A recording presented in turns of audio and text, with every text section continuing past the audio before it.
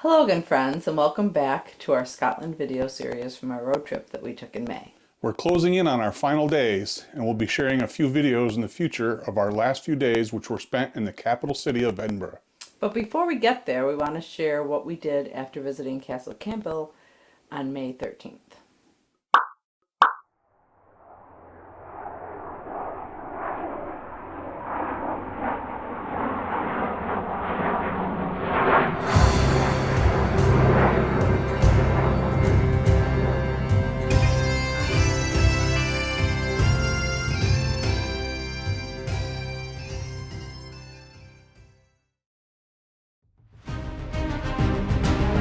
The next leg of our trip began with getting back down the hill into the village of Dollar, so we could take the route south out of town. Going back down the narrow one-lane road was no less tense than it was coming up.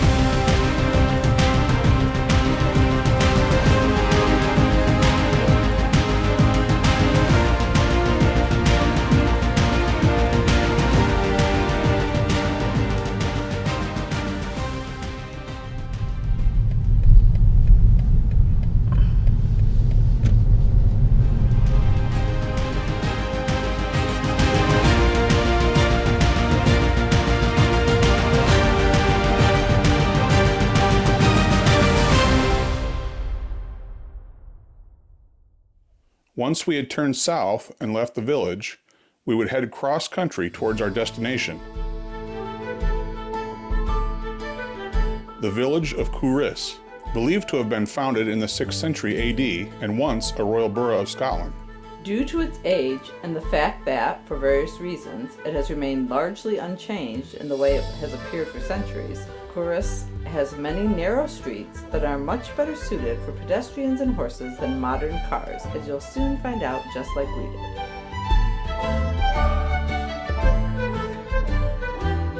At first, when we turned down this country lane that enters Culross from the north, we wondered if we'd taken a wrong turn.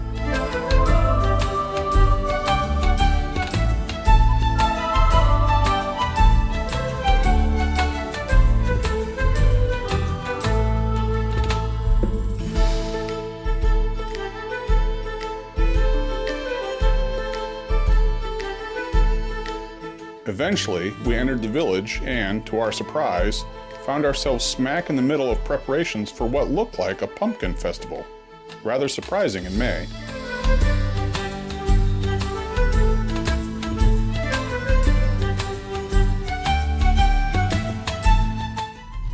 Now turn half right onto Kirk Street. This is ridiculous.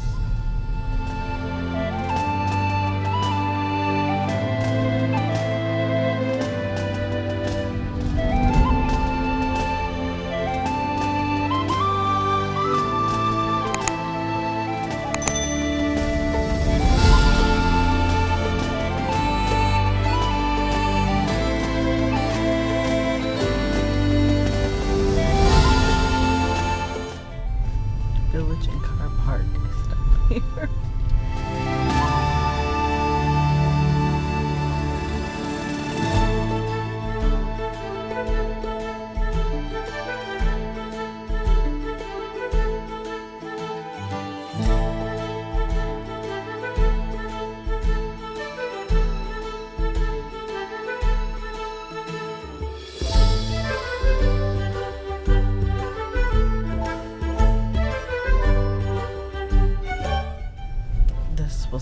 good idea of yours. Now turn right onto Mid Causeway. Well, here's another nice mess you've gotten me into. What do you mean I got you into?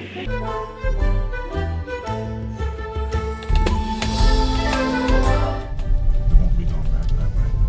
Are you sure there's another way? Now turn right onto Sandhaven and then immediately turn into the second street on the right again.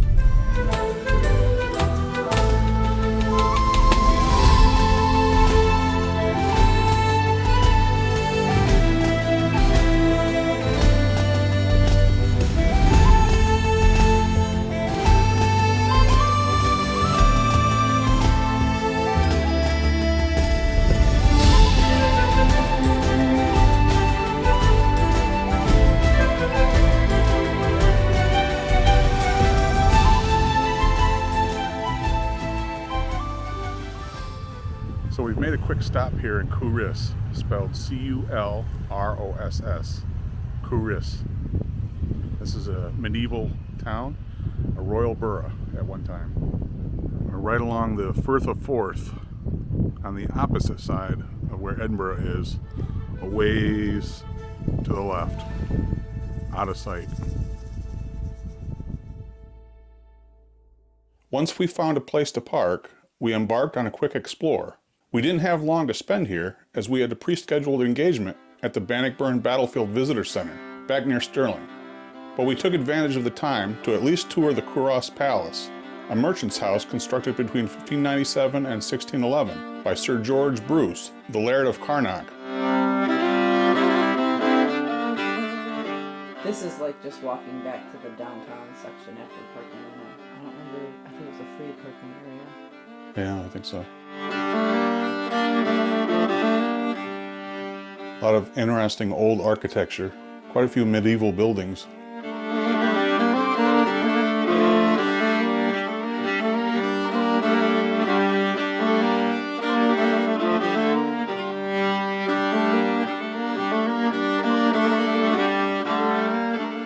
You'll notice more pumpkins out there, as well as this guy. I'm not quite sure what his role in the whole thing is, but he had something to do with the pumpkins, obviously. The actual pumpkin festival they said was in October, but Yes. I don't know what this was. A concert or something they were having. Look at that short little door. I don't even know where they got pumpkins in May. I don't either. Especially grow them. This building to our left was the town hall.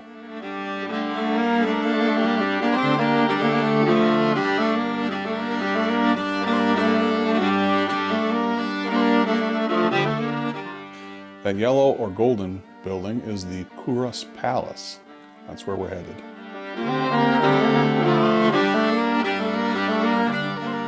And if you remember from our visit to Stirling, only the rich people would have had houses of this color.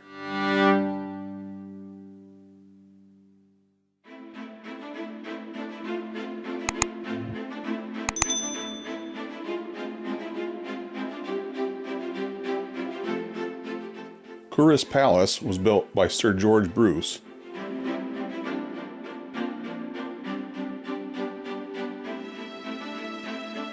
The west block dates from 1597 and the north block dates from 1611.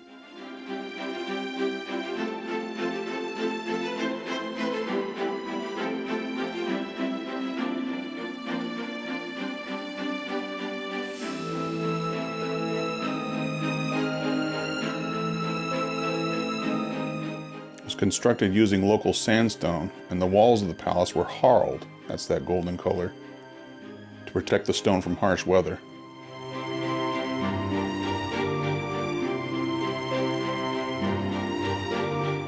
The furnishings inside this place are a mixture of late 16th century and early 17th century, and extend up into an early Georgian period.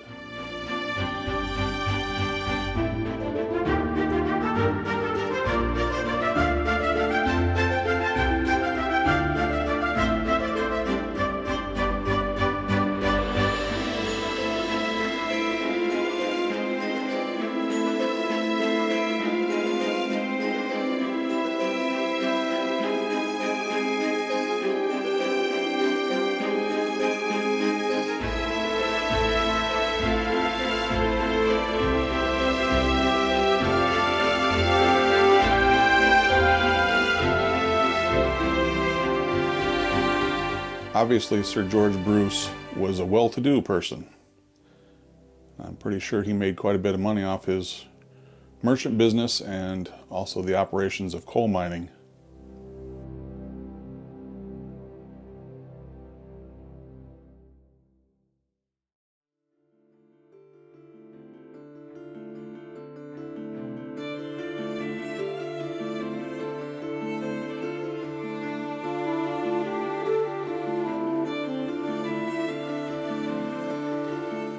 Very superstitious people. You'll find different things like this throughout some of these older buildings in Scotland. They thought that making marks on the wall or around the fireplace or other types of symbols would protect them from evil spirits or the devil. Obviously, we know that's not true.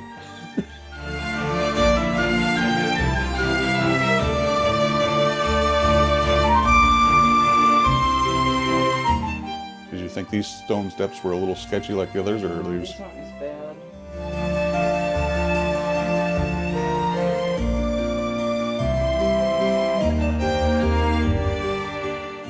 There were quite a few bedrooms in this place, it seemed. Yep.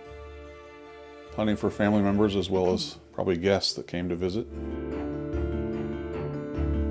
The term palace was first noted in the 19th century, likely due to a mix-up with the term palatial house, found in the property deeds. While it was never a royal residence, King James VI did pay a visit to Sir George Bruce here.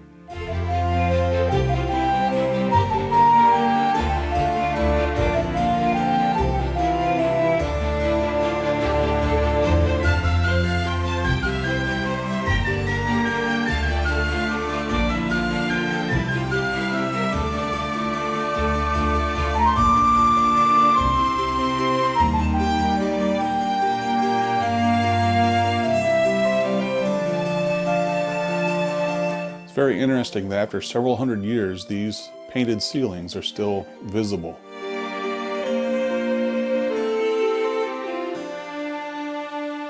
Again, this is a mark of someone who is very well-to-do because you had to have money to bring somebody in to do all that work.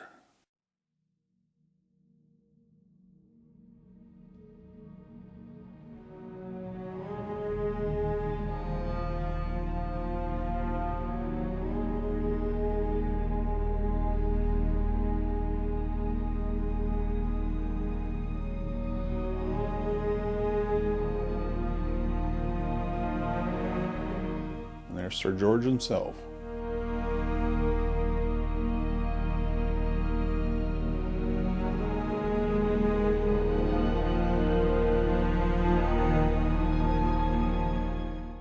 Pretty extensive garden for being right in town. Yeah.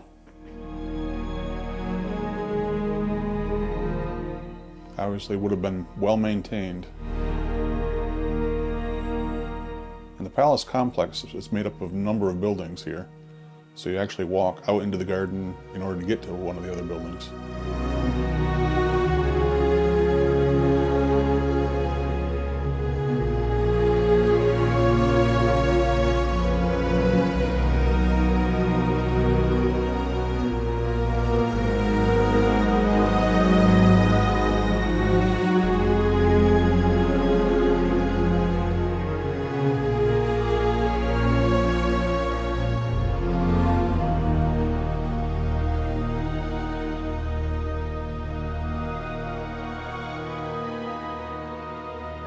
We're heading back into the second main building.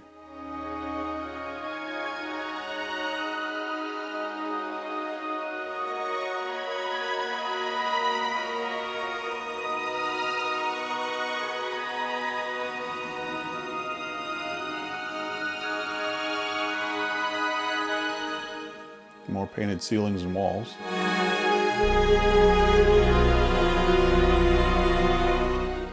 Makes you wonder what the real colors of that looked like when it was new.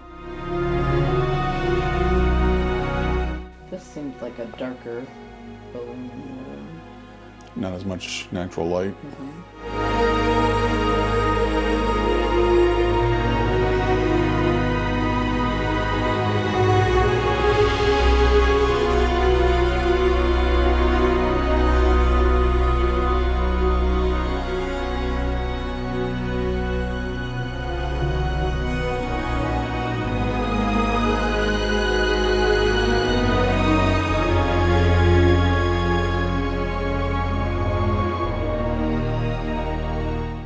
clothing styles that would have been worn when this building was new.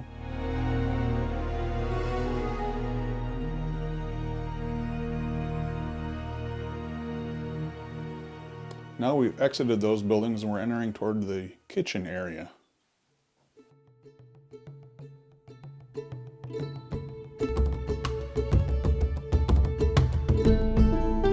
It's actually two large kitchen rooms in this part of the complex.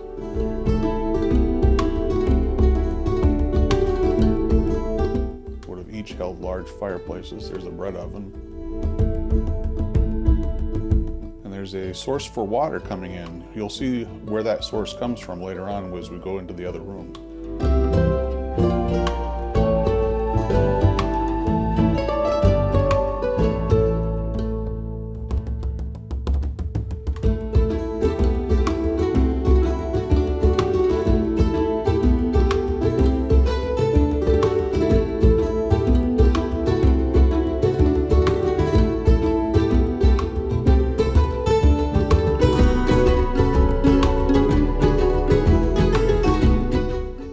Here on the left where there's an actual opening in the wall and the water comes down from the drainage from the roof. It comes into this trough and not only supplies water for this room, but it also leads through the wall to the other room.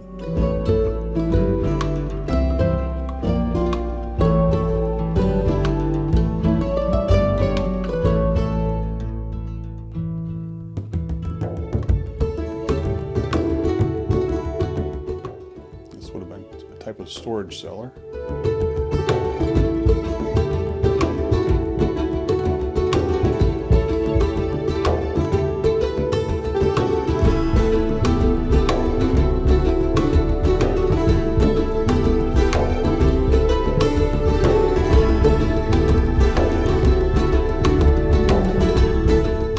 One of these buildings here, outside the main housing area, they had turned into a little cafe.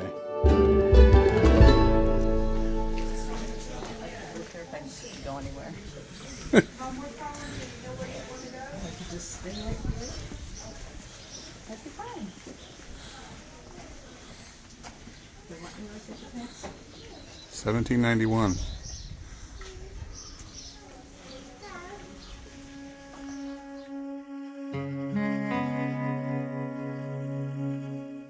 On our way back to our car, we stopped briefly to read some monuments and other signage. This pier, or jetty, leads out to the site of the Moat Pit. What was the Moat Pit? To answer that question, we need to back up just a bit and mention that Culross was once known for its coal mining operations in the 16th and 17th centuries.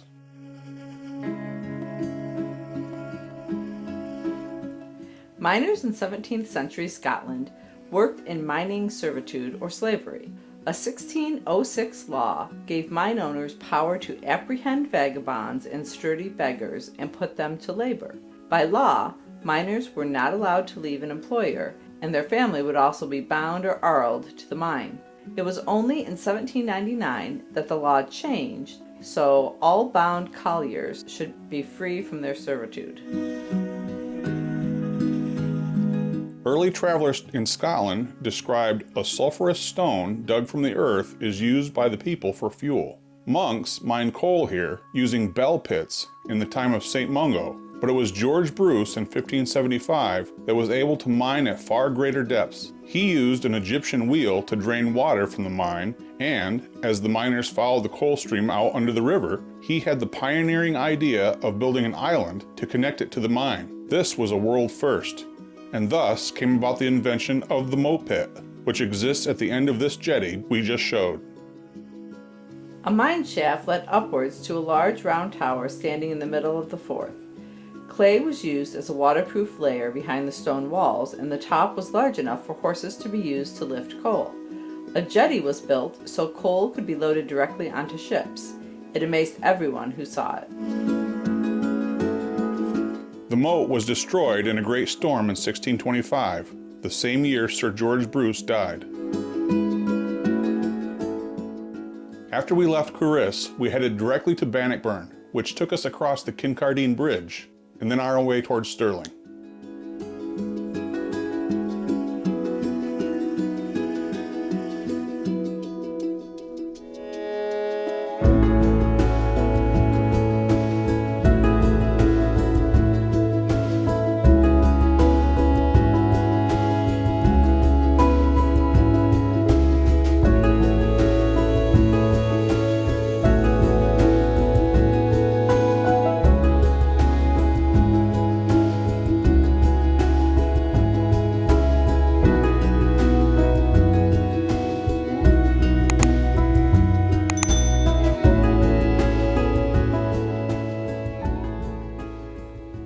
are at the Kincardine Bridge. This was definitely not as bad to cross as the Queensferry crossing, which we showed you way back in the video of our first day in Scotland.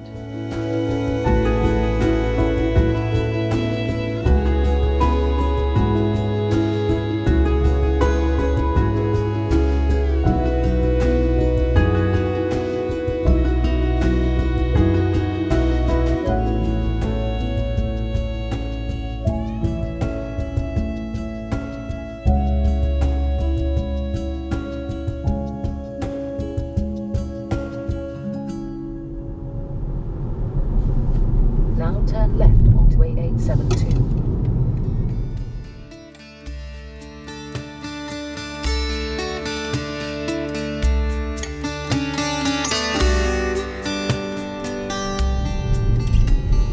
So right up here. You'll arrive at your destination in 300 yards on the right. We did not use the camera much at the Battle of Bannockburn Visitor Center. One, because we were busy attending a special interactive program indoors, and two, because the site outdoors is mostly just a few monuments marking the location of Robert the Bruce's stand against the English King Edward II. But here is what we recorded of our stop there.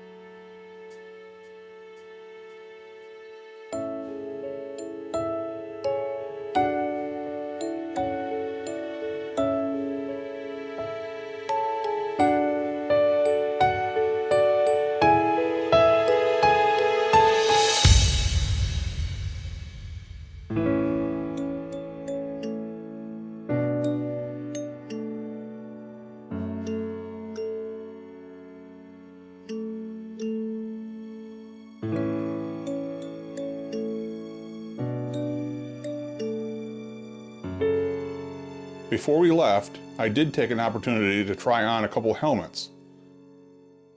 How they were ever able to see out of these things in order to engage in combat is beyond me. Our final activity of the day was to travel back north through Dollar to the village of Muckhart, where we were treated to an enjoyable dinner at the Muckhart Inn by our friend Stuart and his children Chloe and Willie, and some other special guests, Catherine, Justin, and Muriel.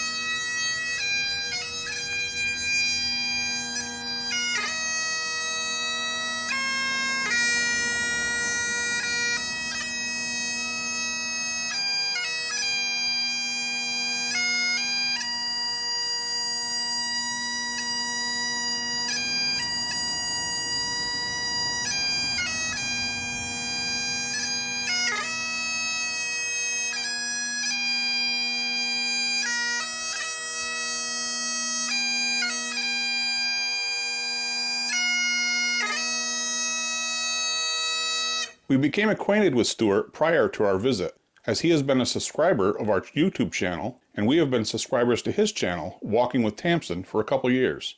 As a result, he and I chatted online a number of times before we flew over, and when we learned that our driving route would take us near where he lived, we made plans to meet in person. It was a great evening chatting over our meal.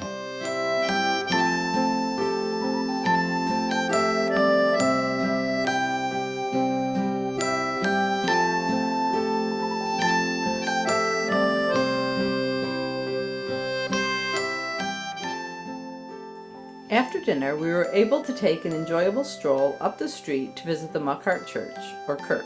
Stuart filmed this walk and church visit for his YouTube channel.